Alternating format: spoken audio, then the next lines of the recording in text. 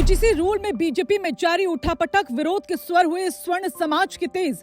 ब्राह्मण अफसर के इस्तीफे ने हिलाई देश की सियासत, चिंता में बृजभूषण के लाल दिया बहुत बड़ा बयान।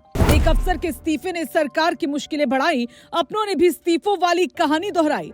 मंडल जैसा दिखने लगा अब स्वर्णों में विद्रोह, गांव-गांव में गुस्सा चरम पर पहुंचा। ब्राह्मण अफसर की बगावत से मोदी शाह भी चिंतित, प्रशासनिक अफसर ने खोल दिया सारा चिट्ठा। सांसद विधायकों की खोली पोल, ब्राह्मणों सियासत पर जो कहा कर देगा हैरान। इस बार बीजेपी को ऐसा झटका स्वर्ण समाज ने दिया है जिसकी गूंज से मोदी शाह भी परेशान हो गए, क्योंकि एक और जहां ब्राह्मण अफसर के इस्तीफे ने पूरे देश की सियासत को हिलाया है, तो वहीं दूसरी ओर अब सरकार के खिलाफ कई संगठन सड़क पर उतर आए हैं। सिर्फ यही नहीं, बृजभूषण शरण सिंह के लाल ने जो कहा है उसे सबको हैरान कर दिया, क्योंकि पहली बार प्रतीक भूषण ने अपने दिल की बात को रखा है और इस एक्ट को लेकर सवाल उठाए हैं, जिसने सियासी तपिश भी बढ़ाई। लेकिन सवाल है कि आखिर ऐसा क्यों हो रहा है, आखिर इसकी असली वजह क्या है, कौन क्या कुछ कह रहा है, चलिए सब कुछ जानते हैं। दरअसल यूजीसी के नए समता नियमों ने जिस तरह से सियासत में हलचल मचाई है, वो अब सिर्फ शिक्षा का मुद्दा नहीं रह गया। ये विवाद अब सीधे सत्ता और समाज के टकराव की शक्ल ले चुका है। नियमों को लागू करने का मकसद भेदभाव खत्म करना बताया गया, लेकिन जमीन पर इसका असर उल्टा दिखने लगा है। स्वर्ण समाज को लगने लगा कि नियमों में उनकी सुरक्षा को नजरअंदाज किया गया। यही वजह है कि दिल्ली तक प्रदर्शन की तैयारी हो चुकी है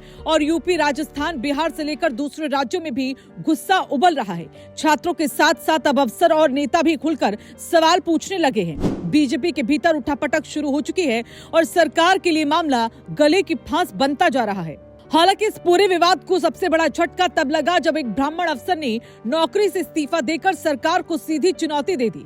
इस्तीफे ने यह साबित कर दिया कि विरोध सिर्फ छात्र राजनीति तक सीमित नहीं है, बल्कि प्रशासनिक सिस्टम के अंदर तक पहुंच चुका है। इसके बाद बीजेपी युवा मोर्चा के नेता का इस्तीफा सामने आया, जिसने आग में घी डाल दिया।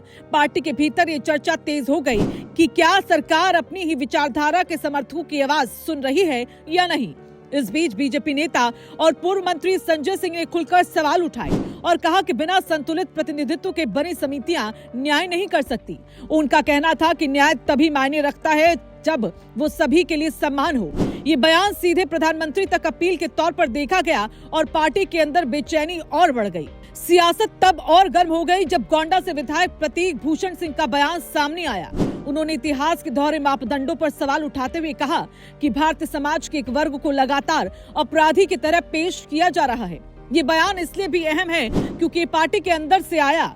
वहीं किसान नेता राकेश टिकैत ने इस कानून को जातिगत तनाव बढ़ाने वाला बताया और कहा कि ऐसे फैसले देश की एकता के लिए खतरनाक है। अलीगढ़ में साध्वी प्राची का विरोध इसी गुस्से का हिस्सा बन गया, जहां ब्राह्मण सभा ने मंच पर पहुंचकर यूजीसी कानून के खिलाफ नारे लगाए। साध्वी प्राची का ये कहना कि उन्हें नियमों की पूरी जानकारी नहीं है और वो मंत्रियों से बात करेंगी, ये दिखाता है कि दबाव अब सरकार समर्थक चेहरों पर भी साफ नजर आने लगा है।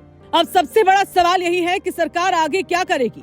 केंद्रीय शिक्षा मंत्री ने बातचीत की बात जरूर कही है, लेकिन नियमों की समीक्षा या बदलाव को लेकर कोई साफ समय सीमा नहीं दी गई। यही अनिश्चितता विरोध को और हवा दे रही है। एक तरफ इस्तीफे बढ़ते जा रहे हैं, दूसरी तरफ सड़क पर प्रदर्शन तेज हो रहे हैं। स्वर्ण समाज इसे अपने सम्मान और भविष्य से जोड़कर देख रहा है, जबकि सरकार इसे सामाजिक न्याय का जरूरी कदम बता रही है। यही टकराव इस पूरी कहानी की जड़ है। हर कोई ये जानना चाहता है कि क्या सरकार दबाव में आकर यूजीसी नियमों पर दोबारा विचार करेगी या फिर ये मुद्दा आने वाले समय में और बड़ा राजनीतिक विस्फोट बनेगा। फिलहाल इतना तय है कि ये आग इतनी आसानी से बुझने वाली नहीं है और हर नजर सरकार के अगले कदम पर टिकी हुई है।